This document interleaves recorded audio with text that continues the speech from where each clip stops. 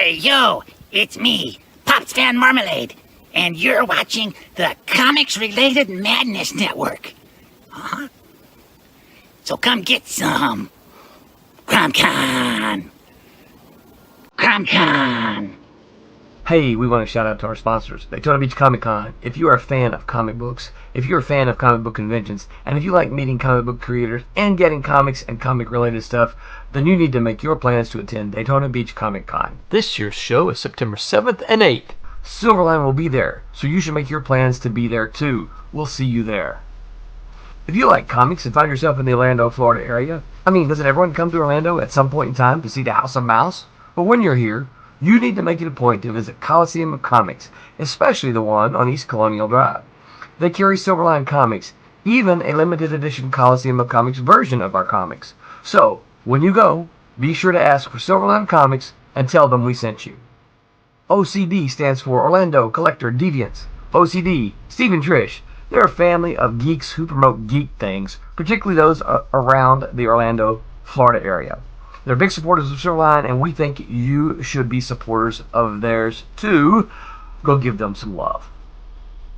If you are an independent comic book maker and you need to get your independent comics made, you need to look no further than Kablam Digital Printing. They print our books, and they do a bang-up job. They're not only trusted by Silverline, but many, many independent comic book makers. Head on over to kablam.com and see for yourself just how easy it is to have your comic printed by them. And tell them Silverline sent you. Hi, this is Tim TK, host of That Silverline Show on Tuesday. Join us at 11 p.m. Eastern, 8 p.m. Pacific every Tuesday night as we discuss pop culture and the joys of making comics. Hi, I'm Barb Kelber, co-host of Silverline's Wednesday Round. Join us each Wednesday night as we discuss comics, literature, movies, and anything else that may catch our attention. I'm Roland, and I host Silverline's Silver Sunday. Join me every Sunday at 8 p.m. Eastern as we make mine Silverline.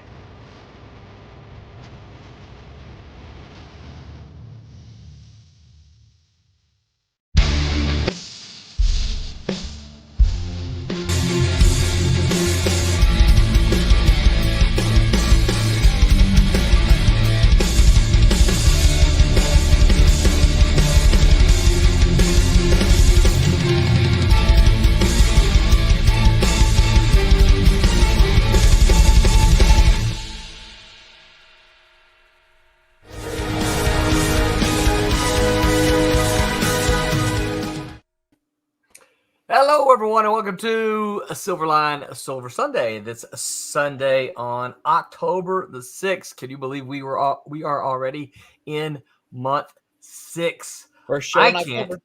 That's right. I'm your host. I am Roland Man, and I am excited. Whoa, Tommy's left. I'm excited to be here and talk about tonight's topic, which I am fairly passionate about. And I am joined about equally. Oh, wait a minute. I'm joined by unblocked Mr. Tom Mason. Hi, everyone.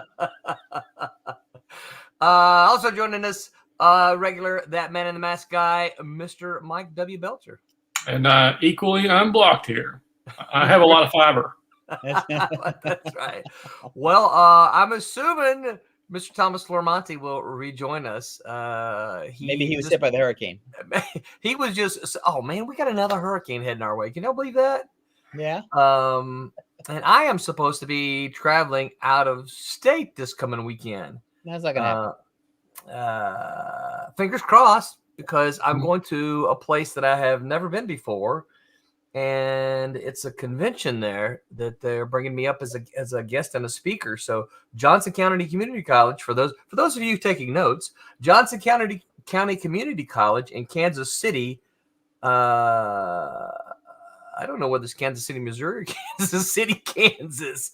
In Kansas City is having a one-day show this Saturday. And I am excited to be there. So I've never been in Kansas before. So if you're into it, there's really good barbecue there. I do like barbecue. All right. So I'm excited about that. See if I can get my Zoom going on a little bit here. I feel like I'm way back. Anyway, so we'll talk. We'll go through all the stuff, upcoming stuff at the end of the show. But a couple quick notes here. Of course, Pops, as always, Pops says, "Hey, yo, what's up, Pops?" Hey, Pops. Pops. Then he says, "If you want to bring your show to or become a sponsor of the Madness Entertainment Group, LLC, please contact us at the Madness Comics or on X, Pops Van Zant. Reach out to Pops." Chris Maycock says, "Hey, folks, what's up, Chris? Thank you Chris. for joining us." Chris, it's going to be a hot topic tonight, Chris, so don't touch that dial. Sorry. It'll be anger and recriminations. How long has it been since you heard that? Don't touch that dial. There is no dial anymore. Yeah. That's true. There's not. Yeah. If you're like me, though, you were the antenna sometimes, because we had, one of those turning TV. You had to turn the knob to change the channel, and ours got staticky. So there were a couple channels you kind of had to hold it in between. And my father would often say, "Hold that up there," right? And you had to hold the dial right in place. He finally ended up getting a pencil, and where the dial was, he jammed a pencil down in the dial. And we used to have you lost your job to a pencil. I did. People would come over and visit us, though, and they would say, "Why is there a pencil in the TV?" You should see the coat hanger as a car antenna. That's right. People forget I'm from Mississippi. So there you go. So anybody have any news? Anybody done any shows, conventions, or anything to announce since our last? I will be at New York Comic Con on Thursday of, I believe it is next week. Next week. Next week. Okay. So 10 days from now.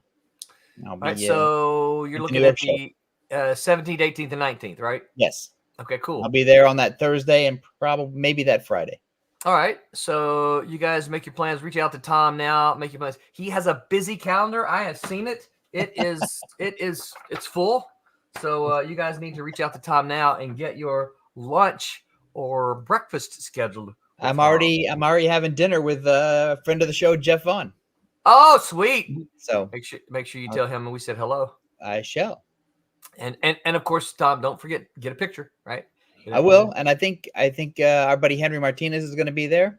Nice. And I believe our pal Thomas Derenick is also going to be set up there. Very cool. So Thomas Derenick.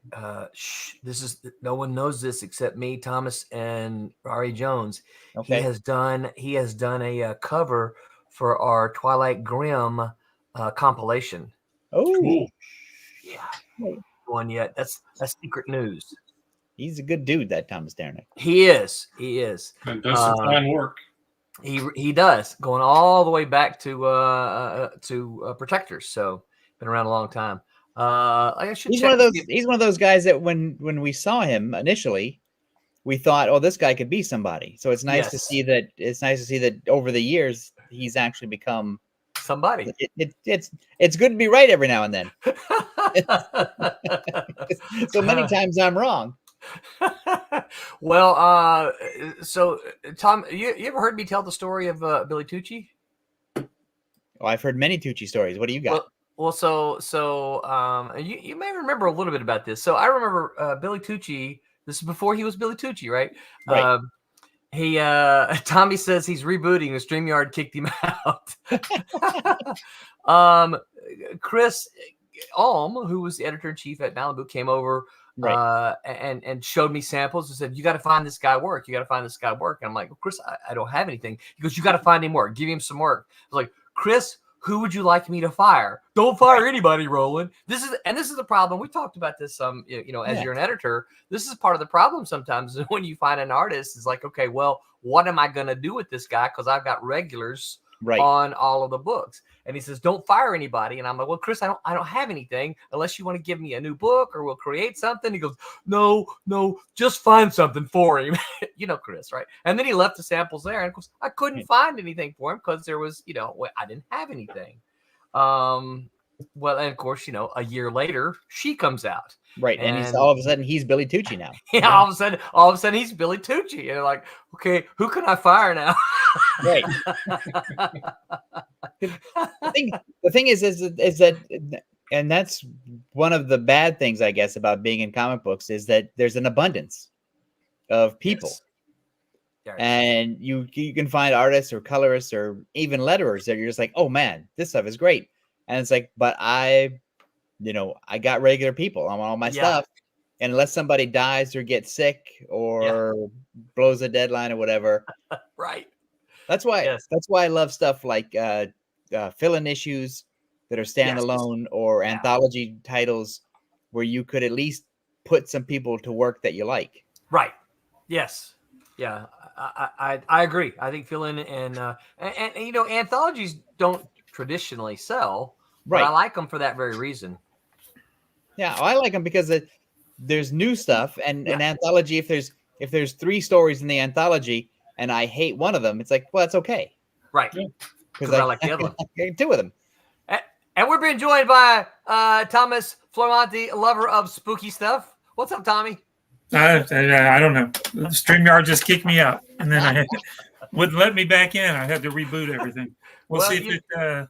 See what's going. I guess it's that hurricane already. Milton's already messing with me. You're gonna pre-blame it. You know the rules. When you're not here, we talk about you. So when you're not here, we talk about you. So that's true. I know. That's the rules, right? We did that too. I'm guilty of that. That's the way it goes.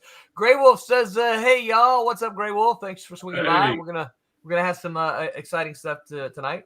Talking about, speaking of getting fired and replacing creators, let's move on to our topic tonight.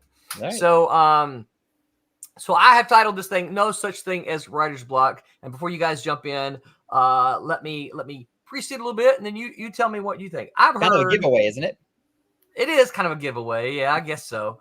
I'm thinking maybe some of the folks in the chat will chime in and wanna argue just a little bit. Not that we're wanting to argue, but argue a little bit. Come on, bring it. But I'm sure you guys have heard. I know Tom has, as an editor, has heard this. Is you heard over the years? I've heard folks say things like, I would write more, but I was bothered by writer's block for from this year to this year, or I haven't been writing lately because I've got writer's block, and and of course I just kind of look at them with the side eye and go, yeah, what do you mean by that? And so I have a problem when I hear writers. Now let me also backtrack a little bit. Well, what is writer's block? All right, great question, Tommy. I'm glad you asked. Okay, that. I'm going. He's done. He's done his part, right? Before my computer kicks me off again. I'm going to give my definition of what writer's block is, and then you guys tell me your definition. I think writer's block is when a writer says, I can't write anything. I can't come up with anything. My fingers won't press the keys. Therefore, I'm not going to produce anything. I'm trying to think. Well, you're fired, and I'm going to bring in somebody else. There you go. Well, somebody else will do it. Because comic books got to come out every 28 days. That's right. So it's not a poetry festival where you can just write whenever you feel like it. And it's not your great American novel. No, where nobody you wants can to read take that either. 10 years to finish. That's the one thing I heard a lot in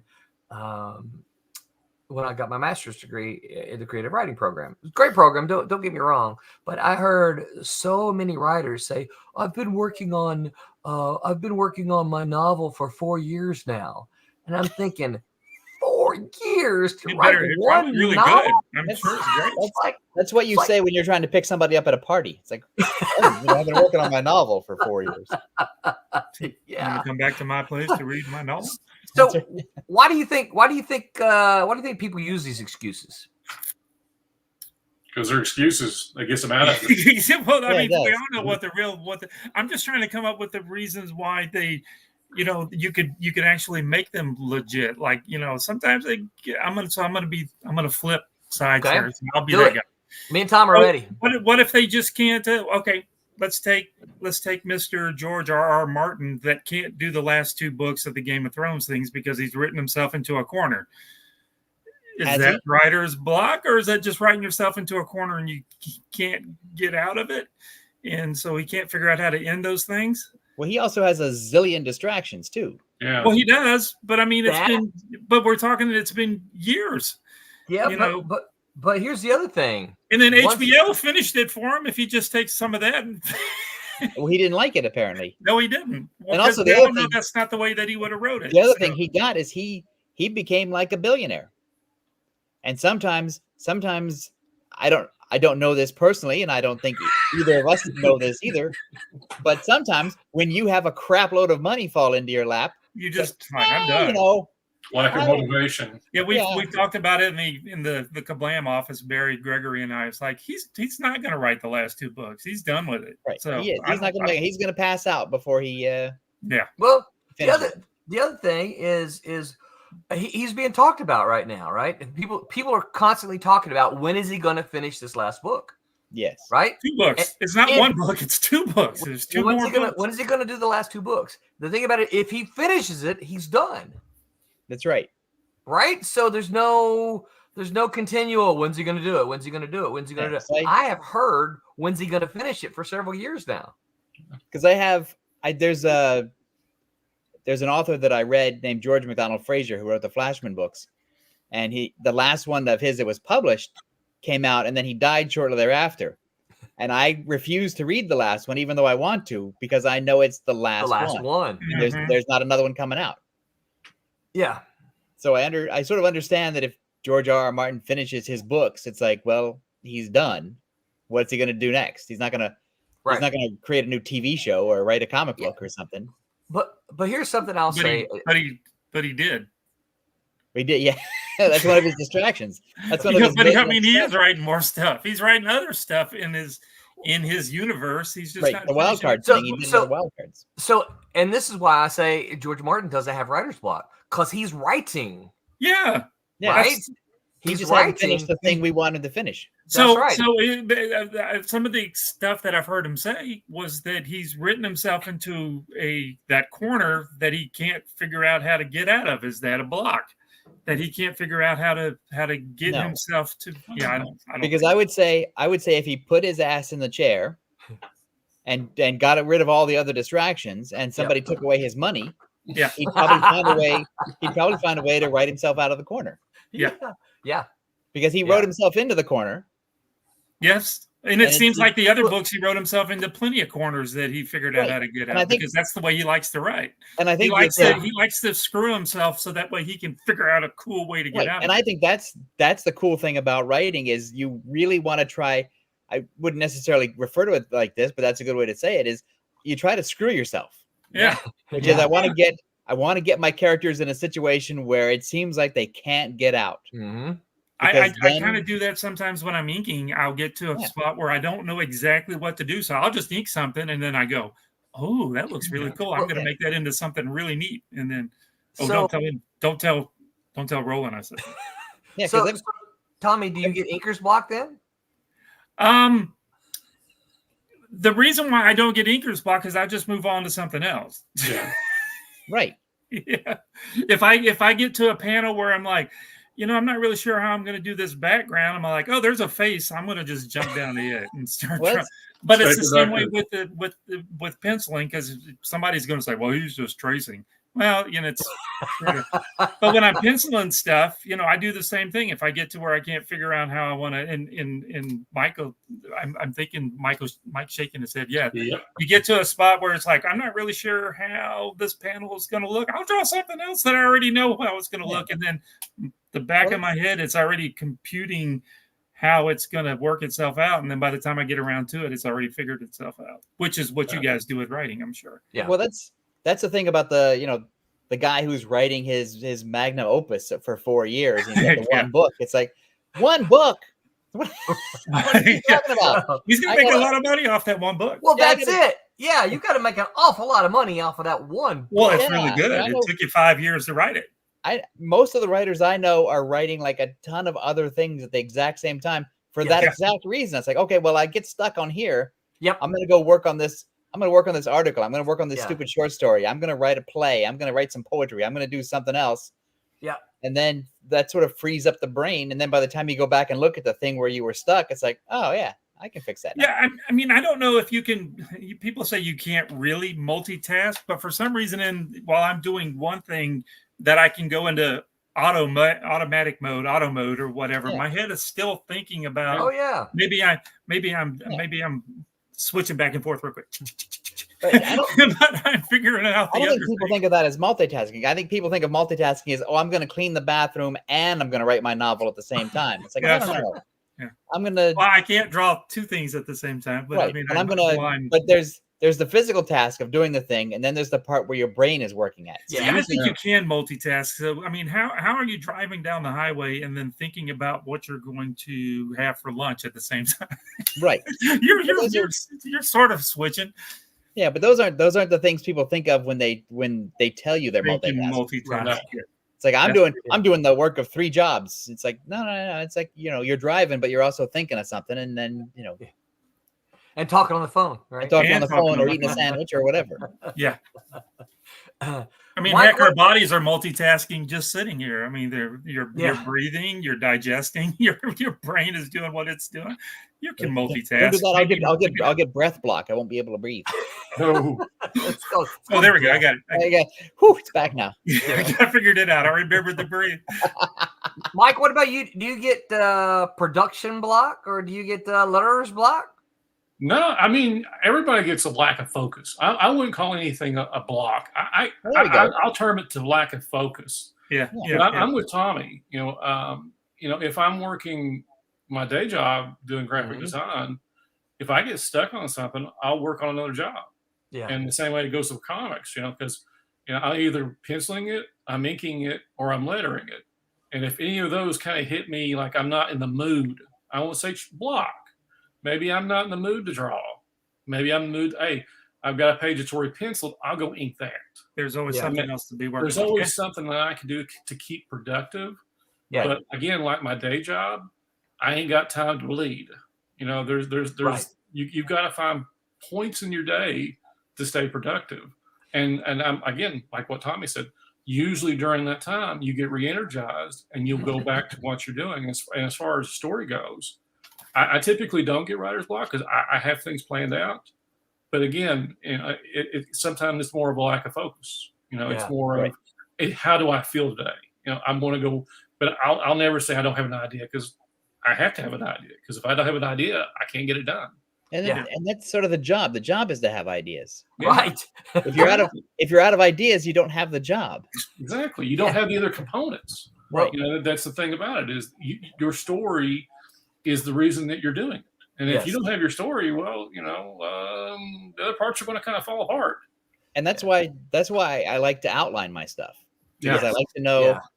Yeah. I know some guys like Tommy, who's a seat of the pants guy. But I like to outline because if I know what my story is, then I'm not guessing anymore. I can change it. I feel free to change it as I come up with better ideas. But I like having the structure of the outline when I start to actually do the final writing. Yeah, because that gives me like a roadmap and stuff to play with. I'm starting to think maybe I'm not a pantser guy because I'm thinking about it in the back of my head while I'm doing something. So maybe I am making the notes. Down. You're not writing it down. You're outlining. I just vomit it all in one spot where it looks like it's just made it up as I went. But I've been thinking about it for a while. Yeah, Tom's fixing me. The other thing about outlining is that right, if you're telling a story, part of what makes good storytelling is to be able to drop clues in the early part of the story as to what's going to happen in the later part of the story. If you don't know where you're going, you can't drop those clues. Right. If you know where your story is ending, then you can say, okay, well, I can drop these little things here to let folks know that this is coming. But if you don't know that this is the end, you can't do that. Right. And also, and I don't look at my outline as carved in gold. So if I find a new clue I can drop, it's like, well, I'm going to go back and I can change this and change that. And if that changes my forward story, then I'm willing to do that if I've got a good clue to drop. And it's a lot of this digital age of doing stuff. Not that you want to give other people more and more work to do just to make, to fix things because you come up with a better idea. But you do have the possibility of always fixing it until that button is pressed to print it, and then you can change it. Digital lettering is really, has really helped that a lot because, at one point in time, you get it on the page, it's kind of there.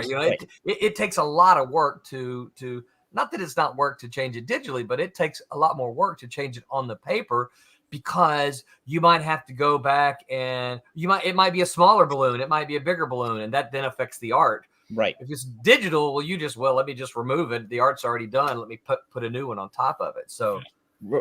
Roland won't tell this story except behind my back, but I'll tell it. Is that one of the great parts about working at Malibu Comics is because I was in the office all the time, and Roland was in the office all the time, and Roland was my editor, and we had the letterer and the colorist in the office all the time. Like I would be, to Roland's great dismay, I would be rewriting my dialogue up until the time it went to the colorist, and I would just run over to Tim Eldred or whomever and said, "Look, I got a better joke. Let's put let's put this joke in." And I would get it. I'm like, "What is this? I don't know what this is." This is edit number 12 on this one panel. I fixed it for you, Roland. This is not what I approved. Right? Well, or wait, this is not what's on the script. I don't understand. It's better now. And Tom goes, "It's my business." But I'm used to working that way in television. When we were doing animated shows and we're in the recording studio, we have a final script and the actors are reading the lines from the script, and some of the actors are like, well, this is what it sounds good on the page, doesn't really sound great when it comes out of their mouth, or somebody has a better joke. You fix it in the script. Or somebody can't pronounce something properly because you're basically you're rewriting a final script at the very last possible second. Yeah. And then if you get the following week, somebody says, "Hey, you know what? That thing we did last week doesn't work. Let's do it again." You rewrite it again. So I'm rewriting dialogue up to the very last, almost up until the time it goes to the air. Yeah. Yeah. That's the way that the South Park people do it, right? They can put out an episode in a week if they need to, something. They'll put whatever they're working on to the side and just crank out one really quick because they can. Yeah. I would love to make full-time comics in the modern era because I would just be that jerk who was like, "No, we can change everything all the last changes, redraw that." That. I would have the entire office just hate me. Well, as long as there's the budget, I'm sure the penciler. Well, that's the thing. I think is the art team wouldn't care, right? Because that's the thing. If I'm paying freelancers to do that, I'm more selective about their time and about the money. You're trying to make sure it's done. But I would still want the joke to be rewritten and redone, even if I have to pay for it. Yeah. Because I'm taking up somebody else's time. It's not just I'm not just the artiste who has, listen, I have a great joke and everyone's going to fall in line and do my work for me. It's like, no. Those 3 pages, throw them away. You're not getting paid. I would, I gotta pay people for their time. So if I come up with a great joke, it's got to be worth me paying somebody's time. Yeah. To quote unquote fix my stupidity. Yeah. And speaking of JC Vaughn, I think it was JC Vaughn. I have to go back and look. Did he write some Scooby-Doo? I don't know if he wrote somebody else then. So one of the things we talk about, one of those things talking about in my class sometimes is that, this is why it's on writers to be specific in what they write. When you're talking about paying your freelancers, is if you don't if you don't include it in your script what needs to be drawn, the artist is going to draw something. You don't then have the right to complain about it if they don't draw what you don't write. I'll give you for instance, and it wasn't JC. I'm blanking on his name now, and I hate that. He wrote an episode of an issue of Scooby-Doo in which he had them in a putt-putt course, right? Right. And as is Scooby-Doo, somebody put on a werewolf uniform and was chasing them around, right? Well, in it, what? No. Yeah, right. Yeah, but in the script, he called him Golf Wolf, right? In the script, he said Golf Wolf is chasing Shaggy and Scooby with a club in tow, right? And then he describes the putt-putt thing. Well, the artist drew the wolf chasing him with the caveman club, right? No. And he says, that's right. Yeah, he goes, that's not what I had in mind. He goes, I had in mind a golf club, but he didn't write golf club. He just wrote a club. So he talked to the editor and he goes, hey, editor, this is not really what I had in mind. And the editor says, well, let's see what you wrote in the script. He goes, well, you didn't write a golf club in the script. You just said a club. And he said, does it change the story? And the writer's like, no, it doesn't change the story, but the joke's not as funny, right? He goes, well, because you didn't write it, we're going to have to pay the artist Joke's on you. Fix it, right? Because you didn't write it, and that's your mistake and not his. Now, had he written a golf club in his hand and the artist draw a caveman club, then it's on the artist to fix because the artist is the one who made the mistake. Although I would argue that the editor should probably caught that. Yeah. Yeah. And did the artist draw a putt place? Well, if I'm drawing a putt, if I'm drawing a golf course, maybe the club might meet a golf club. Yeah. Right. And you thought the artist might have said, hey, what kind of club is this? Right. That depends on the relationship you have with your artist too. Yes. Yeah. Because in the old days, that was a $1 a minute phone call, but in the modern era, that's like a text. Well, also talking about making these changes is that today everything's digital, right? I can ask Tommy, hey Tommy, man, can you fix this? And Tommy's like, yeah, it'll take me 20 minutes, 30 minutes, right? And then Tommy can email it to me, and I can have it in 30 minutes. In the old days, Tommy would say, yeah, I can fix it tonight. I'll get it out in FedEx for you tomorrow, and then you'll have it the next day, right? Yeah. 3 days. Not only did it cost a little money to spend the time to do it, then you're paying for overnight FedExing, and then you're paying, and you have to wait all that time. And then I still drew it wrong. And we thought, hey, 3 days, that's something back then, but now it's almost instantaneous. Right. Which I think encourages people like me to behave badly. No. Probably so. So why don't Tom mentioned this earlier. Why don't doctors get doctor's block? Because the patient will die. Exactly. I think. Well, how scared would you be if the doctor came in and said, I don't know, I'm blocked. I got nothing. I got all these books. I got all this education. I got all these medical bills school bills to pay, and I just. Well, is Dr. Block a misdiagnosis? No, that's just somebody being wrong. That's just him being. But I mean, he's got to come up with something. He knows he's got to say something, so he's going to go, "Yeah, no, it looks like you got gangrene in your foot." He goes, "But it's my elbow." That's what. If he doesn't know, that's take 2 pills and call me in the morning. Yeah. But I think a doctor does what some of us have done in the past, which is you go to somebody out that you know. Yes. It's like, hey guys, I'm looking at this weird spot on my patient. I don't know what you got. I'm going to send you a text with the picture in it. Tell me what you guys think. And that's so you're not blocked. You're using your network of buddies. Yeah. Yeah. So why if do we call when a writer can't get past something? Well, we call it like artist or writer's block. But when an artist is, especially like the comic stuff. So why if an artist is not producing something, we don't call it an artist or an artist block? He's just lazy at that point. Well, I think writers got there first. Yeah. And so they claim the high ground. and writers always make it sound like it's some kind of highfalutin disease too. Like, oh, I would love to finish my great American novel. I just have a touch of the writer's block. I don't know what's going on. But if an artist can't do it, he's all of a sudden he's lazy. Yeah, because I think he's playing ping pong. There's a part of society. There's a part of society, not me, but I think in general where people look at writers as these highfalutin guys, these creative guys, and artists are just you draw. Like anybody can draw. My kid draws, and it's like. So there's that weird thing in people's minds where writing is like a real profession, and artists are not valued. Lazy folks. So you're just lazy. Well, so somebody that we all know, my good buddy Stephen Butler. I can't tell you, even as recently as just last year, he and I had a conversation about this. Is that people in his community are still like, you draw a comic, but what do you do for a real job? Right. And he's like, I've been drawing Sonic, I've been drawing Spider-Man. This is my real job. People, we talk about it, Stephen and I. People at his church that doesn't know what he does for a living. He knows that he does art, but they think that's just a little side hustle. Right. It's a cute little hobby that people do. Yeah. And I think I've got some crayons. You want them?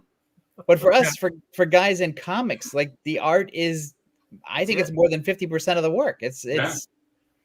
It's everything. You can't, no matter how great your script is, if you don't have some art that somebody, because I can write a script in a week in general, but it takes the artist a month to do that work. And so I think, the art is undervalued in most people's minds, in the general public, not in the comic book public mind, but in the civilian mind, that the art is undervalued.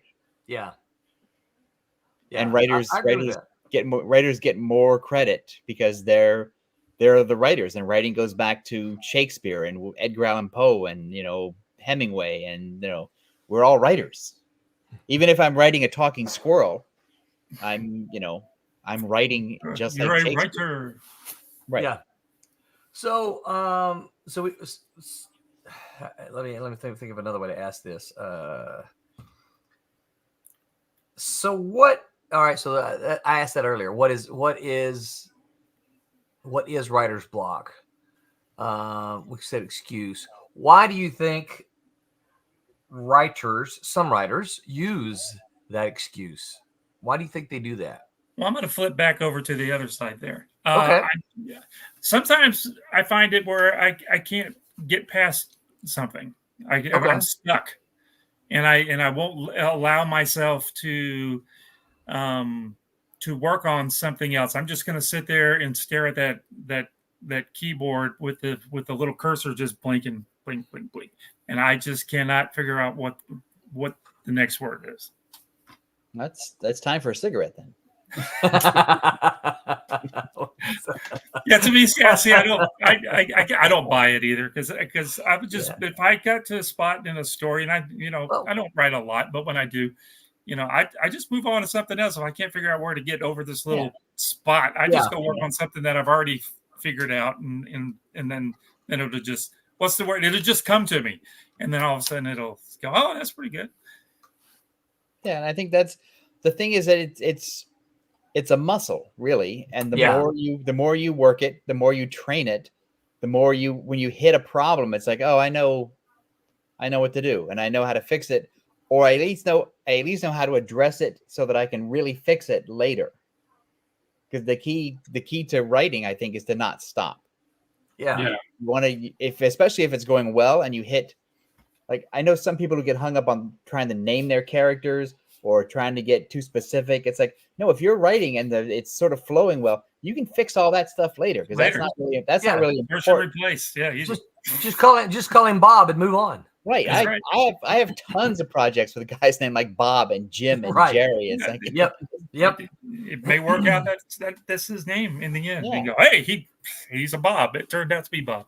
Right. So I think so. Tommy, I think what you're talking about is getting stuck and not writer's block. And I think, well, what's the difference? Well, all right. So it's work. Would you agree? Writing is work? Yeah. Yes. Okay. Inking is work, right? Yes. Yes. Okay, good. So he's trying to trick me. No. Work means it's not easy to do, right? Some work is easy to do, but work means you have to work at it, right? Right. Being stuck doesn't mean I have no ideas and I'm therefore blocked. Being stuck means, this is a problem and I need to use my writer's brain and figure it out. Yes. I'm not blocked. I'm just, this is a problem I have to, because I am trained. I have done this. I understand it. Or I am experienced. You should know how to get past it. You should know how to get past it. So sometimes it takes 3 minutes, and sometimes it takes 30 minutes. Sometimes it takes 3 days. Yeah. But it doesn't mean you're blocked. And it doesn't mean that you stop either, and just sit there for 3 days, Right, and that's wall. what I think some people do is they get stuck on a problem and they sit there and they stare at it. Cannot get past it, and they're also waiting. I think one of the problems that society has created, or we've created for ourselves, is the idea that we're waiting for inspiration. The muse is going to come down, and I'll tell you, the second somebody tells me that the second somebody uses muse in a sentence in a serious way, it's like they're dead to me. Like, I must suffer the muse, or I must wait for the muse to poke me in the head. It's like, no, shut up. And so just sit down and do the work. There's no muse. Can you get over your quote unquote writer's block by just doing something that's not writing? Yes. I think so, yeah. Go for a walk, go for the gym, watch a bunch of movies, read some stuff, know. Go for a bike ride, whatever. Yeah. Yeah. Because I know one of the things that really helps me when I get stuck is just read a bunch of comics. Yes. There you go. Yeah. Because I'm writing comics. I want to read some comics because they don't give me anything to steal. There's nothing in there that I could take from it, but except inspiration. It's like, I see Dan Slott wrote himself into a corner this way, and here's how he got out of it. Yeah. And, and then you go, I just find that it sparks my brain. Right. Because you see what other writers are doing. Oh yeah, they came at the problem. They wrote themselves into a corner, and then they came at the solution from like out of the box. Okay, so I want Roland and Tom to answer this, but I want Tom to or Mike to. So, do you not start on a next issue unless it's written, or do you do like I do and just start drawing because you kind of know where you're going to go? The books that you're doing yourself, your books, yeah. Mike. Oh, the thing about it is, sorry, I was thinking about something else. No, I'm sorry. No, really, he was multitasking. It's called multitasking. I was thinking, answer ahead. Well, I guess the question: Will you like you know that you're working on issue 5 of Man in the Mask, whatever? Would you wait till you scripted the whole or plotted the whole thing out before you started drawing page 1, or would you just start going at it because you really kind of know where it's going to end up? Because I'll just start drawing because I kind of already know where it's going to go. Well, I've got blurbs for every issue, but they're just blurbs. They're like 4 sentences for every issue that I'm going to work on. And actually, I've started that book, and then I started developing the rest of the book.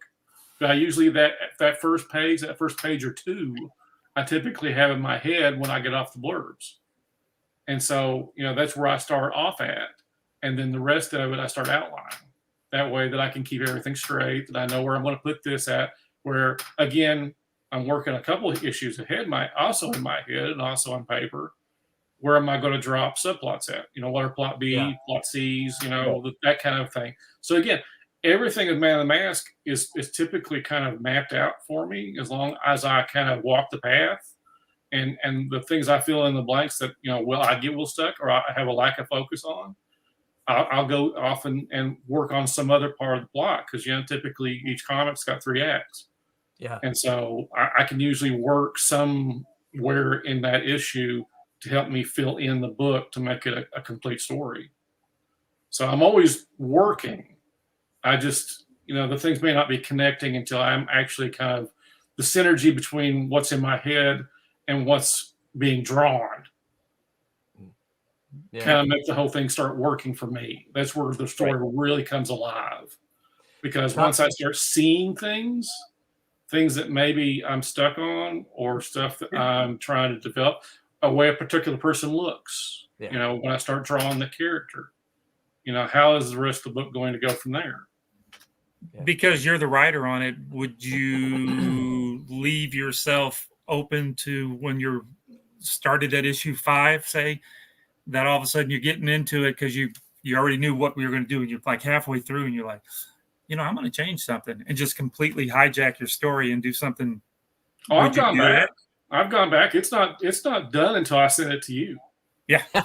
Right. Seriously. Yeah. I'm doing every bit of it except for the coloring. If I feel like by, say, page 12, maybe the avenue that I've gone with some of maybe the panels as far as trying to convey the story, if I've gone back and kind of looked at it and where I've lettered it, typically, because that's where the story comes from. It's like I said, my stages are blurbs. Each issue's blurbed. Each issue, I know the roadmap that I'm going with, and then I'll start the issue, and then I'll draw the book, and as I'm going, I'm jotting down little pieces. I'm drawing little thing or writing little pieces to help me remember things. And then if by 12 or 13 or 14 or whatever, I'm starting to think, well, I like where I'm going with this, and I'm definitely on the right path, but I need to go back and emphasize something else. So I'll go back and see where I need to kind of bump it up. So like I said, it's clay. The whole story is clay. I'm forming it as I go, but I'm always making sure that they're very all well thought out. I mean, I make sure that my stories make sense, and if somewhere along the lines I start losing that vibe that I kind of feel off of it, I'll go back and I'll look through it and see, well, am I staying consistent? Have I lost the train of thought somewhere? Because again, the lettering is where the story the dialogue happens. I don't dialogue on page, except on lettering. The lettering is where everything kind of firms up. So that actually helps me reinforce, we're talking about writer's block. Yeah. Once I see these faces that I can put this dialogue onto, it opens it up for me. Because make sure that everybody's voice is consistent, that everybody's, and then again, if I get stuck, I have things to refer to. Yeah, you've come up with some really good. This sounds like a terrible thing to say, but you've come up with what I think are some really good cheats. They really help you. Yeah, which is like, it's almost you can still get stuck, but it's harder for you to get stuck because you've put yourself in positions where you have all these little things that can nudge you along. Exactly. Yeah, because time is my biggest enemy. Blocking is not the problem. It's finding the time in the day when I'm in between a job or later in the day. I have to stay productive if I want to get a book done by a convention. If I want to get a book done just because I want to have it done. Yeah, I have to have these places in my day to do this stuff. So, while I don't have this like a calendar on the wall that's telling me, okay, this plot point, because I want the story to feel natural. I don't want to feel rushed. I want it to feel. But again, I've got a workflow that allows me to continue working. That's just the way I look at it. I don't have time to bleed. I don't have time to stop if I want to get this done. And so, again, the checkpoints that keep me creative, again, when I see, I have the benefit of being the guy who's drawing the story that's in my head. And so instead of me being on the phone with somebody asking, okay, what were you thinking or whatever, I have these guys in my head already as far as the way they look and the way they're going to be portrayed. And that way, when I'm going through the stages of how their personality is going to develop, I'm not going to get stuck because, Eisner had a great thing on stereotypes. We talked about stereotypes a couple of weeks ago. Right. That way, when you start drawing facial features, that personality develops. So therefore, again, like you said, I've got a cheat. I've got a way to know how this guy's dialogue and the story is going to progress with him because I'm visualizing him. And then I've put him on page and I'm keeping it going. I'm just keeping the idea going. And it's interesting to me because the way you described it is if you have to, because you can only work in pockets of time, it sounds like when you leave the page to go do your other job, when you come back to it, you can just throw yourself back into it right away because there's always something to do. There's always something to do.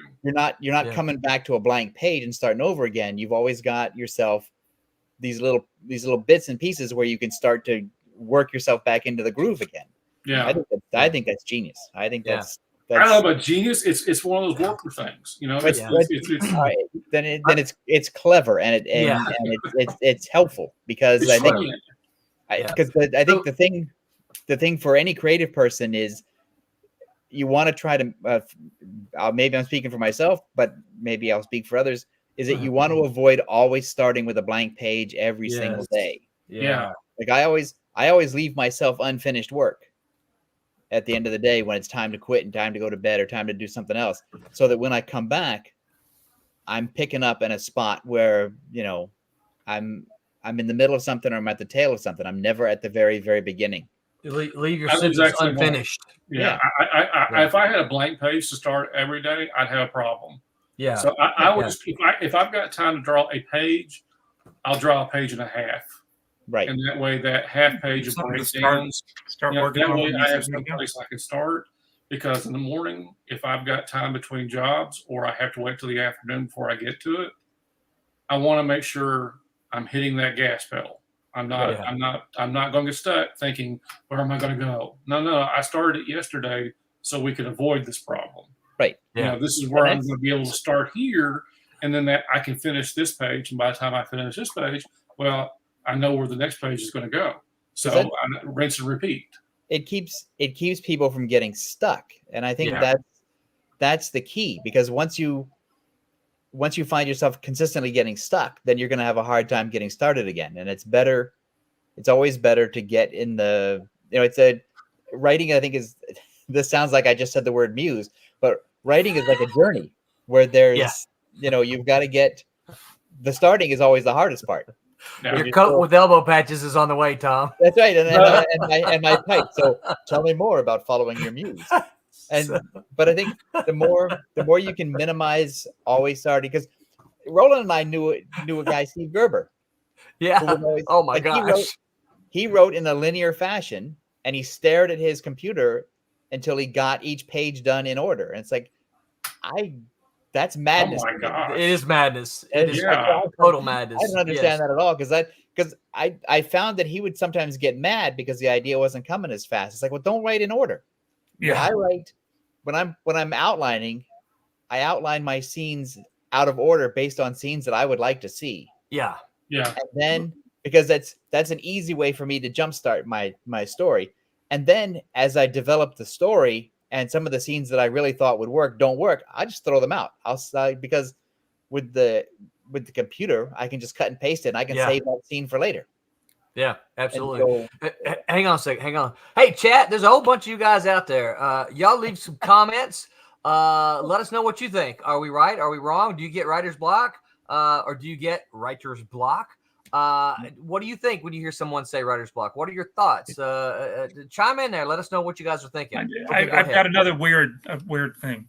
So, which kind of goes with what you were saying, Tom, a second ago. So, do you, Roland and Tom, do you think that myself and Mike, because we're drawing the stuff that we're writing, when we're doing our own projects, do you think that we write differently, quote unquote, write stories different than the way that you guys write stories? Do we compute the writing part? Do we come up with the script, the story differently than how you guys come up with the story? Now, I can't say that so much about Tom, because you like to draw a little bit yourself, but I know Roland can't draw a stick figure.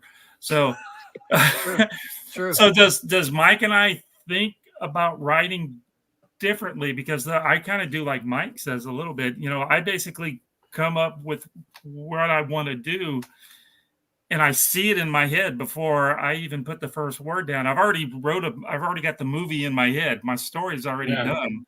I'm just figuring out how to get it on a sheet of paper at that point. We're visualizers opposed to typists. Yeah.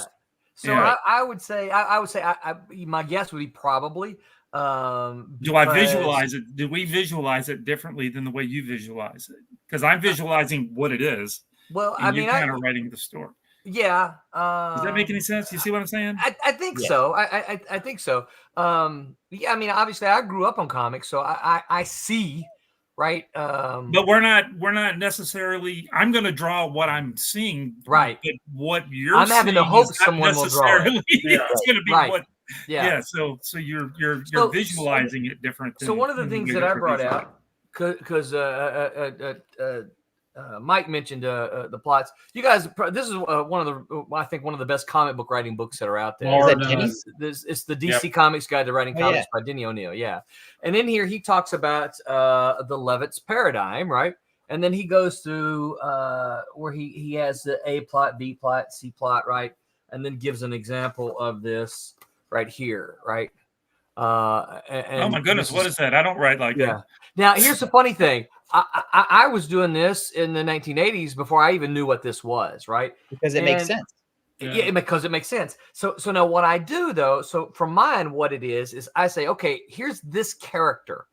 Here's this thing that I'm about to do to this character, and here's what they have to do. And I put that all in a column, right? Right beside that, I put here's this other character. Here's this thing that they've got to do, right? Here's their path. Here's this other character, right? Here's this thing that they have to do, and here's their path. So I kind of figure out what the characters are going to do, and then I figure out a way, because I don't want to just tell all of this story and then all of this story. So I'm like, well, let me tell this scene from this guy or character A, this from character B goes in here. I'm not ready for the timeline for character C yet, so I'm going to go back to character A at the next scene for this character. So I try to a little bit like what Tom was saying. He writes his scenes, and then you can kind of plug them in wherever you need to. Yeah, I think the difference. I think the difference is, and again, this sounds like I'm going to say muse and smoke a pipe or something. But I think the difference is Roland and I are writing scripts where we over-explain stuff because we're dependent on another person. Yeah. Mm-hmm. Yeah. So we tend to write more than is necessary than if we were drawing it. Yes. I think you guys, the two of you, Tommy and Mike, are doing the same sort of thing, but you don't have to explain as much as we do because you keep it in your head, or you draw notes, or you have sketches for it. I think so. So I think our process is the same. We just are writing stuff down more. Yeah. To make sure it gets across what you're. But I think that coming up with the ideas and putting them in the correct order and figuring out the structure and how to tell the story, I think it's all very similar. It's just that Roland and I have to write it down. Yeah. Yeah. And you guys can sketch it out or cheat and just keep it on Post-it notes. I could just say Zomboy and the gang is walking across the street, but I already knew that they're going to be tripping over this and doing this and this. Yes. You don't have to describe the street because the street because I already know what the street looks like in my head. Yep. And that's the difference. Roland and I would have to research the street because I knew it was going to be dark because I just knew already that it was. Right. Yep. So I think our creative process is basically the same. The technical way we get it down is different. Yeah. Yeah. Yeah. Sometimes it's just working through it, and it's two different methods, but it achieves the same thing because, you could, the same way you're sitting there writing and going through a particular scene or going through multiple scenes, I'm drawing the same thing. And I'm thinking to myself, well, so-and-so from issue 3 would fit in really well here as kind of a transition 2 pages. Right. So I could draw 2 pages, that are just kind of off the subject, that are kind of doing something just to kind of help to break it up. It's no different than when you're typing. You're sitting there coming up and making your notes, and it's the same thing. We're all, again, it's clay. We're all molding it the same. Yeah. We got different methods of doing it, but we're kind of getting to the same goal. We're sitting, we're still trying to get to that point where it's a piece of art. It's something that it's a fully formed thought. It's a fully formed, fully formed story. But again, it's different. It's 2 different ways to go about it. Yeah. And the only thing that I genuinely really think about is, well, who the hell is going to read this? It's got. Or does the artist? Because I don't mean up on your line there, Tom. But it's like I have to figure out. I see it in my head. How do I get it on the paper so that the artist is going to see the same thing that I'm seeing? Whereas I think if Mike and Tommy see it in their head, it's like, well, it just has to travel down their arm. Right. Yeah. They don't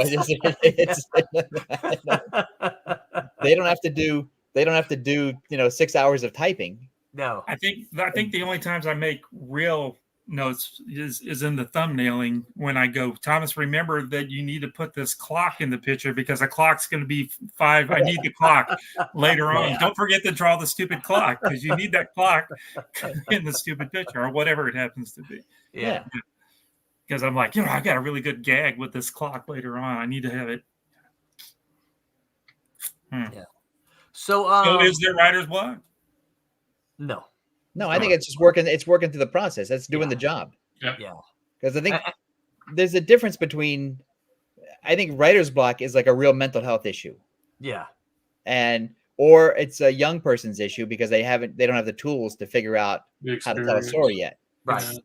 They don't know that it's stuck. They don't know that, Right. that okay, I'm not blocked. I'm just stuck. I'm so stuck. They say, I gotta find I need to find the tools that help me unstick myself.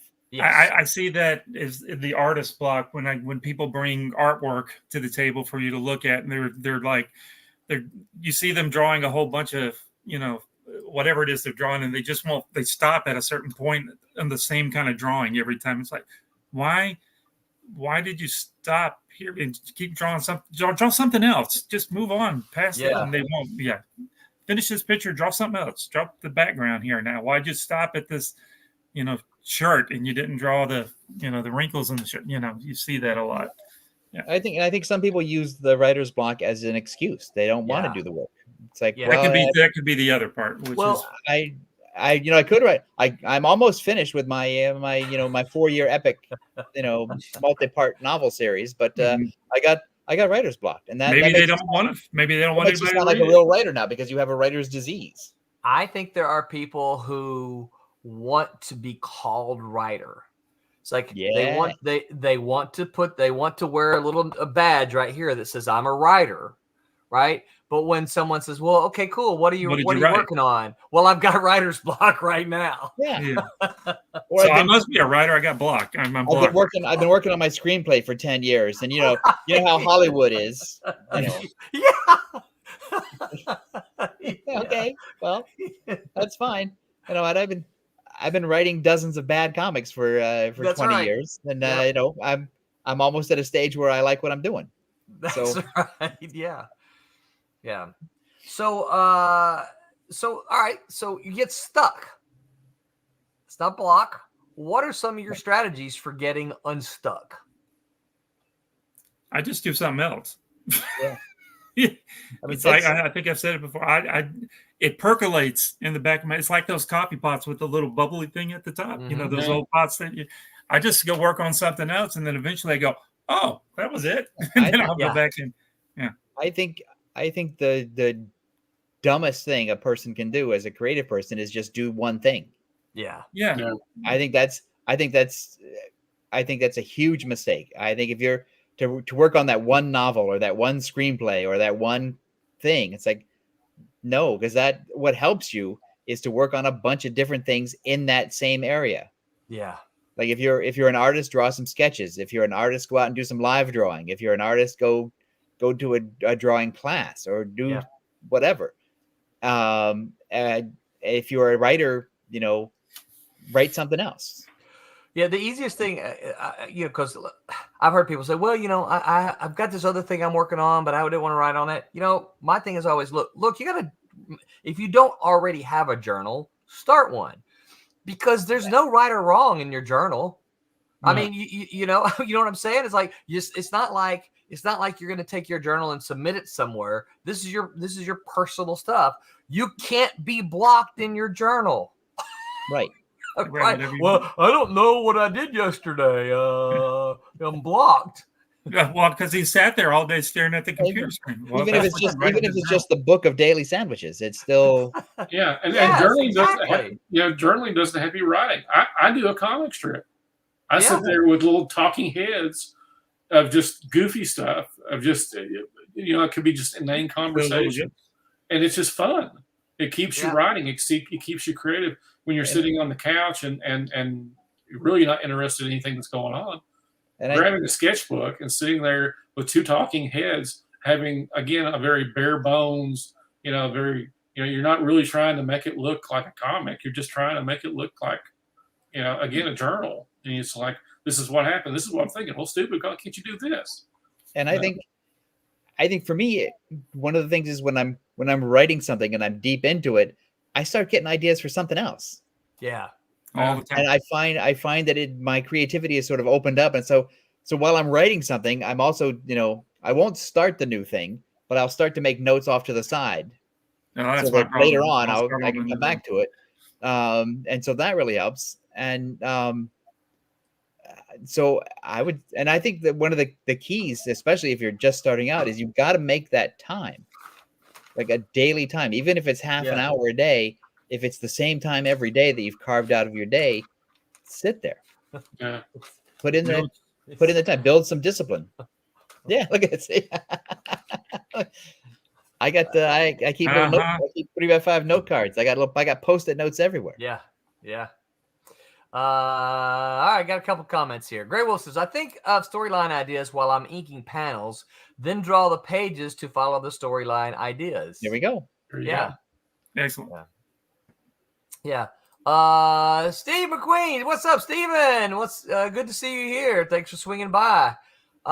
For me, it's not a block, although I have called it that. It's more like getting block. I would do something else. Yeah. While I'm doing that, I'm also thinking about other ideas or ideas about what I'm working on. Yeah. And that's exactly. Go ahead. Yeah. I was going to say that's exactly it. Yeah. Steven, I would have been real disappointed had you said you believed in writer's block. Steven's a former student. Also, the thing is, if we say do other stuff, and then the examples that I've given are all creative, but you could also do stuff that's not creative. Oh yeah.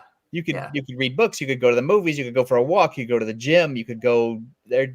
There's tons of all you want to do is get that brain in a different space for a short period of time. I'll go walk my pup, just to go outside for a second, and then all of a sudden it comes to you the answer. Go for a bike ride. How many ideas you get on your bike ride, Tommy? All the time. Yeah. Right. You want to stop? You go, dang! I didn't bring you think to ride. I know, right? Yeah. Also, when you guys, because I know a lot of you guys live close together. When you guys get together at a show or something, and you have lunch or whatever, how many ideas do you come up with? So many.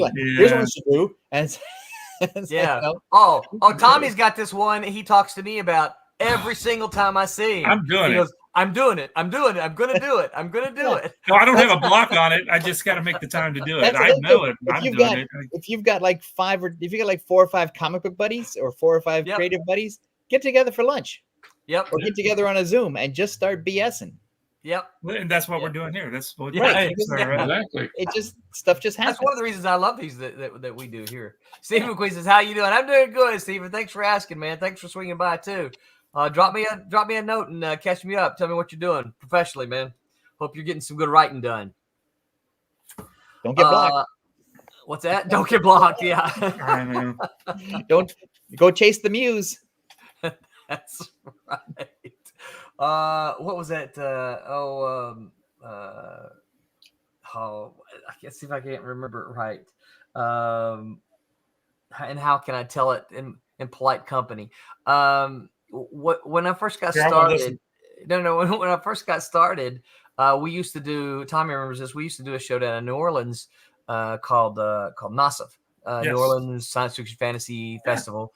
That's where I met Sid Williams and Joe Lansdale. George Martin was down there. Yeah, George Martin was down there. Robert Petty was down there. I remember they were talking about this guy who used to. Oh, the vampire lady. Well, yeah. She went to one of them. I remember seeing her. I didn't meet her. Nancy I didn't Collins. meet her, but I was scared to death. She's like a vampire lady. I'm not. One of the guys told the story, not my story. One of the guys told the story that he used to write stories for Penthouse Letters, and he said that you're not going to tell anybody.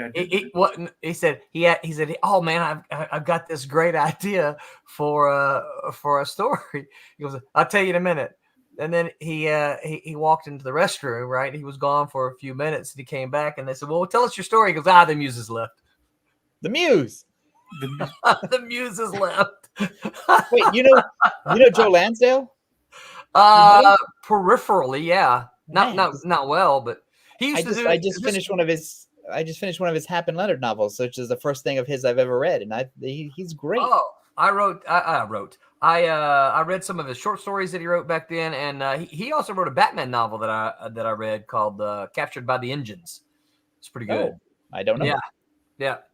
I think he's great. So Barry really likes Hap and Leonard, but I haven't read any of those. Yeah. Oh, okay. Well, I would recommend them to you then. If you like private eye novels that are not like private eye novels. I do. I'm a big. You remember Andrew Vox, right? Yeah. Yeah, I'm a big Andrew Vox fan. Well, the thing about the Hap and Leonard novel, or at least the one that I've read, is it feels like a cowboy movie, a cowboy novel that's sort of Mhm. dressed up like a private eye novel. Okay. So, Yeah. but it's really good. I enjoyed it. I got to find another one. They're hard to find unless I want to order them off Amazon. Yeah, and pay lots of money for them. Well, what I find is, again, the to get back to the getting stuck thing, is going to a bookstore and looking for stuff is a lot better than just ordering stuff on Amazon, because I find stuff in the bookstore that even if I don't buy it, it sparks my imagination. Yeah. Yeah. It's discovery. Yeah. Right. Instead of just going to Amazon looking for, well, what Isaac Asimov book do I not have? Right. Because there's only 300 of them. Right. Steve McQueen says, time is the problem. Life has the habit of being the nemesis. He's right. Yeah, it does. Well, here's what I did. So years ago, when I had a real job, and I was in school, and I had school and I had a job, I would just get up an hour early each day. Yeah. And I would carve out in that morning, and I would do the thing in the morning. Yep. And that way, no matter what else happened during the day, you're already. I got my stuff done. Yeah. You don't have to realize, oh, I'm so tired when I get to the house. Right, and then because you did it already. You're done. Because my job wasn't mentally taxing. It was working in a grocery store, and school wasn't really mentally taxing because I'm lazy and bored. So, but I would get tired by the end of the day just because you're up 16 hours. Yeah. So if I would get up early, and I would just devote that first hour of the day before I showered, before I had breakfast, before I did any of that stuff, I would just sit there and I would write. And at the end of the hour, I'd be done. But I would put in the hour. Yeah. Yeah. So. Yeah, because after you've worked and after you've gone to school, all you want to do is sit down and watch MASH. Right. I don't want to. I don't want to do my third job. No. Yeah. No. Yeah. And that is a problem with students a lot of times, because they are working. They do often they do have a family life, kids they have to take care of. But I would say this: we grew up in an era where you had to write at your dedicated writing spot because your machine was too big. Yeah. You couldn't just take it anywhere. You couldn't take your typewriter or your big laptop or your big desktop computer with you. Your electronic typewriter. Now you got your phone. You just take your phone out. If I had you don't even have to type. You just talk. Right. Just talk. You're just an idea person at that. Just screaming ideas into your phone. It's like that would be. I'd be doing that all day long. I still like to. For me, I still like to do that initial part longhand. I like to sit down with a notepad and a pencil or pen and jot and they look horrible, right? My notes often are, I write something and then I'll write something else, and then all the way down at the bottom of the page, I'll come up with a completely unrelated note that I'm like, I don't want to confuse this with this idea up here, so I write it down here. Yeah, or draw lines or boxes around stuff. So it's very sloppy looking, but I still prefer to take I don't want to sit here and think on my keyboard. This is what I want to say. Okay, I'm sitting down to write now. Well, you're basically sketching. Yeah. You're playing with the clay that Mike said, which is you're basically doing the same kind of thing that Mike does, only Mike's drawings are much better. Yes, yes, they are. Eye of the beholder. Everything I write for me is longhand. Any of the stories is I don't type in any of it. I make a tiny grid. I have a big piece of 8.5 by 11 paper, and I will sit there and I will make either a 6-panel grid or a Jim Shooter 9-panel grid, and I'll just start mapping out where my stick people are going to go. Because I find that if I can help for the page, because even because it doesn't look like anything that's going to be finished, and I would never give it to the artist and say, here, draw this. But it helps me see what I'm doing. Used to. That's true. I've seen this. Yeah. Now, I'll just write it all out. If it takes, usually it's on the same thing that I do my thumbnails in. And if it takes 2 or 3 pages, and then I go back and then I circle a thing, I said, this is two pages. This is the 3rd page. This is page 4. And I just circle out. And then sometimes I have to scratch it all out and then go and then draw an arrow to the very back end. This is actually page 3 and put it. The great thing about working on paper is that I can shuffle it. Yes. Yeah. And it's a little more effort to do it on the computer. It just feels like at that point I feel like I'm my own secretary. Yeah. And whereas if I'm sitting on the couch and I've got 4 or 5 sheets of paper, and each one is a page, I can just move them around. I'll be right back. Hold on. All right. Yeah, I was trying to, because I'll do that with my plots. Once I start typing them in, if I need to rearrange them, I just draw lines. You know, right? It's like, oh, I don't need this here. I need this there. Oh, look here. Here's an actual example of you can't really read it, but it's an example of Geez, I'm gonna need a decoder ring or an Enigma machine to figure that thing out. But yeah. So this is kind of how. What is that? This is kind of how I would like to do it, because the ideas come. You know, they don't come. The ideas don't come in sequential order. You know, that's the thing. Yeah, that's why I can't write in order. It kills me. I can write in order if I even when I have a full outline that I like, I will still write the scenes that I want to do first. To sort of jumpstart the engine. Yeah.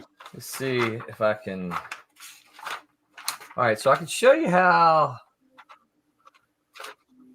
All right. Don't read it because you just give stuff away. All right. Anyway. Okay, good. So my plot is usually, you can see I've got just all these paragraphs, and you can see then I've got D, say C, D, E, F, G, right, and you got a whole bunch of notes right there. Handwritten notes too. Yeah. And then what I do is I'm like, all right, I got 22 pages, right? Right. I got to make sure all this stuff is happening, and then you can see here, right? That's where am I at here? That's scene C, and there's scene. I want it to be 2 pages. Scene D, scene E, scene F. Right. I haven't finished this, by the way. So, but that's part of my process to show this is how I'm putting this one together. Right. And at this point, isn't most of your dialogue just spaceholder dialogue? It is, yeah. Because you're going to keep massaging it until you get. Yes. It's just then they say something like this, right? Then they talk about this, and then it's not until I get down to the nitty gritty, and then it's like, okay, here's actually what they say. Yeah, because almost all of my dialogue is generic. Because the thing is, when the stuff that I do on For You, it's my first draft that I'm turning into you, but it's really like my 6th or 7th draft, right? That I've turned into my house. It's not. Yeah. My first draft is not something anybody ever wants to read. No. And would never be called a first draft. It's because it's scrawl. It's like a drooling from my brain. Yeah. See, I would never turn that into anyone who, as a draft, I might turn it in. I might turn in that as someone and like, hey, I need some feedback. Right. Here's what I got. But I think if I was your editor, we could talk about that. Yes, absolutely. If you had questions or wanted to talk about it. But I wouldn't insist that you talk about it. I would just assume Roland knows what he's doing. Yeah, but if you were the editor, it would be there for you to say, "Hey, I see what's going on," but you might say, "But I don't understand this. Explain this to me," and then we can have a conversation about it. But I would wait until you wanted to get to that point. Yeah, like I wouldn't want you to submit all of your circles and scrawls. Right. Yeah. Because I wouldn't understand what was going on. You don't want to try to read my handwriting. Pop says, I just get life blocks sometimes. Nothing works for anything. Well, that's why there's cigarettes and alcohol. And I don't want to push those too hard. You could have donuts. Those are fine. And attorneys. Yeah. Right. Yeah. Tommy, what are you looking for? We hear you flipping pages. Yeah, I don't even want to show this. No, I showed mine. I thought it was something else. This is the you got to show yours. Zomboid Kid Hero. What I did back in the 90s. Let me try to find. Okay, here's flip me on here. Okay. This is my, because I knew it so much in my head. Can you see? That's the story for issue 1. Yeah. Yeah. Yeah. That's seriously. It's just. I mean, I don't see any. You're laughing at it, but that looks like a story to me. That doesn't look like that. That looks how I've seen almost everything from every writer or creative person. Yes. Do it. I found issue 2, which is the beauty of it is that there's issue 2. That. That's issue 2. Right. There we go. There you go. Yeah. I think that's the beauty of you guys being the artist and the writer. Yeah. Is that you can do that because most all of it is in your head and nobody's asking you to explain anything. Yeah. Yeah. You don't have to write all the details because it's here. And Tom and I have to write the details because it's here. But somebody else is going to draw it. Well, we're codependent. That's right. So we have to. I wrote I got to scene 4, and then I put scene 5, and then apparently I needed 4.5. I need that. So I called it scene 4.5. That sounds like writing to me. Yeah, absolutely. Yeah. Because those are poor substitutions for what works. Cough, cough. Listen, I've had some great donuts, and they've really helped me. So it's a long way to go to get a donut. That's a San Diego Comic Con. I'm glad I found this. Buddy Steve. I hadn't looked at that in Wait, there's no donuts where you are, Roland? Oh man, we have yes, there are donuts. Okay, all right. We fortunately for me, Krispy Kreme is too far for me to go to on a regular basis. No, because they're very good. What's your favorite? They don't sell them in the Publix? Oh, I don't know. I don't go to Publix. You got to get them at a Krispy Kreme store. You don't go to Publix? Yeah. Where do you go? They got Publix over where you're at. Yeah, but we don't shop at Publix. And all the Publix around here. Yeah, they maybe do. I don't know. I don't go to Publix. My favorite time is the chocolate covered cream filled. Oh, I'm a chocolate glaze guy. I'm an iced chocolate glaze. Yeah, those are good too. Oh, 220 calories. My wife and I, we it's very hard when we see that the hot sign on. Right, the red light comes on. Not the stop. Do we stop? Do we stop? Do we stop? Yes. Yeah, the hot light's on. And I'll go inside, not the drive-through. I'll go inside because I like to see the donuts on the assembly line. Same. You just like the smell. Same. Yeah, that's right. Yeah. It's like get a sugar high. Plus, if you go inside, sometimes they'll give you a free one. That's right. Yeah. I just go in there and get up underneath where the the icing. That's right. That's how James Coco died. I thought you were going to say that's how the Joker was created. He fell into. I'm not sure. I'm following this one here. Grey Wolf says, "Yup, just like a box of first responder prints, I can't sell just because I forgot to add a nurse, and I get griped at because they're being an EMT, so they went into the dumpster." Okay, add the nurse. Yeah, add the nurse. Yeah. It sounded like he meant that he's got something that's done and he made a bunch of books and it's not, the story's not right. That's what it sounded like. Oh, went to print before it was complete. Yeah. Mm-hmm. That happens. You can look back at the history of the companies, right? Now, and this is a whole different conversation. That's the difference between like a Marvel or a Malibu and an independent or self-publisher, right?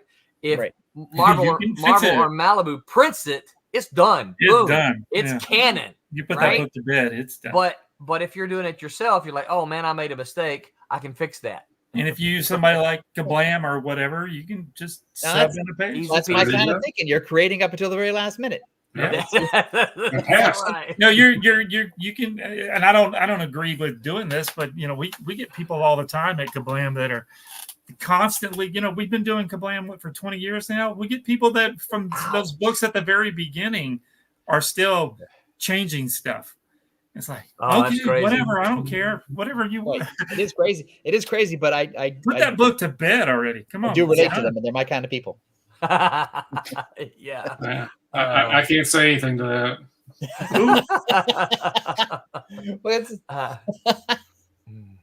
All right, fellas. Looks to me like the old clock is ticking right along. So the answer is the clock does not have time block, does it?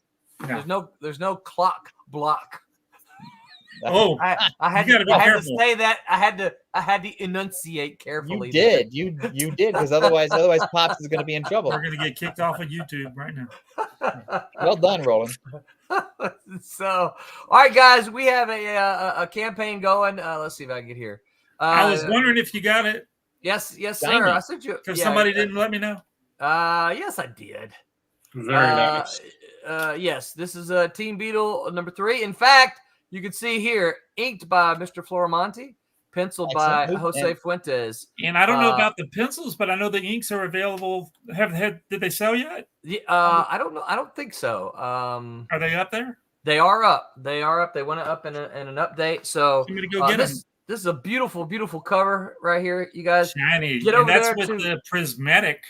We're gonna go prismatic on this one. Prismatic. The silver. Nice. Every time I do I 2 or 3 times a week, I'll just do a whole bunch of them because it's a big hoop to jump through to do those. So I'll just do everybody's at one time. I'll just do a whole bunch.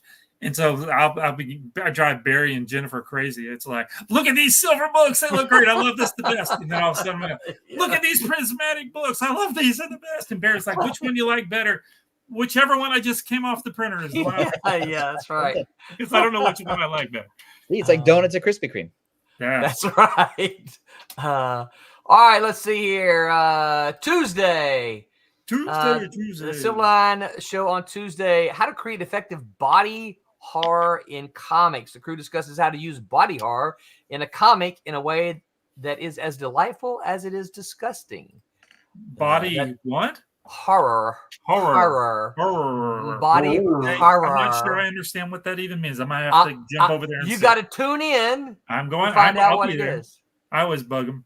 On Wednesday, then, Wednesday Whammer is going to be talking about guilty pleasure tropes, overused tropes, and plot cliches that one can't get enough of. That's for Wednesday Whammers. Guilty. Next week, we're going to talk about comic book distribution pros and cons. We'll probably talk about some of the history of stuff. Some of these guys have been around for a while, and they can remember even newsstand distribution. So we'll talk about a little bit of the history of distribution, and maybe even kind of where we think distribution might be going. We might solve, as Tommy and I like to do a lot of times when we get together. We like to fix things, right? Fix it. You sound like whenever Chris Allman, Dave Obridge, and I get together, we're always fixing things, fixing stuff. That's right. We always end our conversations with, well, have we fixed anything today? You're right. So that's next week. Join us there. And I've got a guest lined up for the week after that you guys are going to absolutely love, but I'm not going to tell you just yet because I know I'm going to keep it a secret. And see, Bloodline JP says, thank you for letting me join you online. Bloodline, thank you for hanging out with us. Don't hesitate to, I like comic books and I have some. Don't hesitate to ask us questions. If we don't know the answers, we'll creative. We'll make it up. And the great thing about comic books is there's always more, so you can never have enough. That's right. Absolutely. You can never have too many. Never have too many comics. Unless you live at home with your parents, and then they'll tell you that you have too many. Then you just put them in the closet. Anything else, guys? I think we're good. All right. Everybody be thinking about us during the hurricane. That's right. Let's keep in touch, though, right? Yes. Let's hope that thing. It's coming right at us. It's coming right at it. This one's barreling right at us. No, but it's not. So. It's just not just Roland and I. It's also Jose too. So all 3 of us. Jose and Barry. Oh, and John and Haley, and Brent Larson, all and Haley, kind of in that same tone. A whole bunch of people. So, all right. Yeah. Until next time, remember to make mine Silverline. Good night, everybody. Hey, I'm G-Rod. Make mine Silverline. You heard me.